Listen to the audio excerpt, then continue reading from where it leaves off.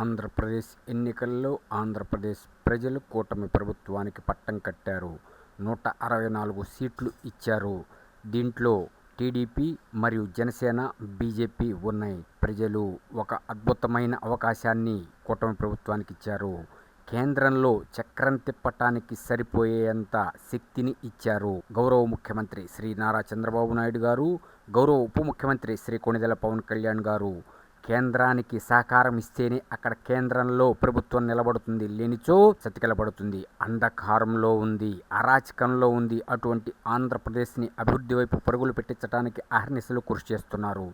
దానిలో భాగంగా బీపీసీఎల్ ప్రతినిధులు గౌరవ ముఖ్యమంత్రి శ్రీ నారా చంద్రబాబు నాయుడు గారిని కలిసి తమ కంపెనీ పెట్టాలి, ఎక్కడ పెట్టాలి, ఎంత భూమి అవసరం అనే విషయాలు చర్చించారు.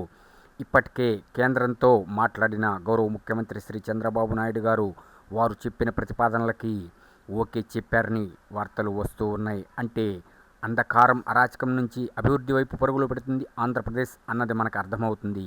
అనేక కంపెనీలు క్యూ కట్టబోతున్నాయి. కేంద్ర సంస్థలు కూడా రెడీ అయిపోయినాయి. ఏవైతే తిరిగి వెళ్ళిపోయినాయో అవన్నీ రావడానికి సిద్ధమైనవి. అంటే ఆంధ్రప్రదేశ్ అభివృద్ధి వైపు పరుగులు పెడుతుంది. అరాచకానికి, అంధకారానికి చోటు లేదు.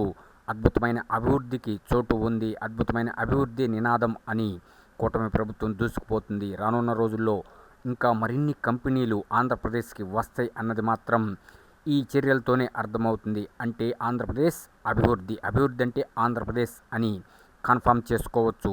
ఇప్పటికే ప్రజలు ఎంతో సంతోషిస్తున్నారు. ఎందుకు అంటే ఇన్నాళ్ళు అరాచకం, ఒక్క కంపెనీ లేదు, ఒక్క ప్రాజెక్టు లేదు. అటువంటిది ఒక్కసారి మార్పు జరిగిపోతుంది. ఆ మార్పు ఎలా ఉంటుందన్నది ఊహించలేం. అద్భుతమైన అమరావతి మన కళ్ళ ముందుకు రాబోతుంది.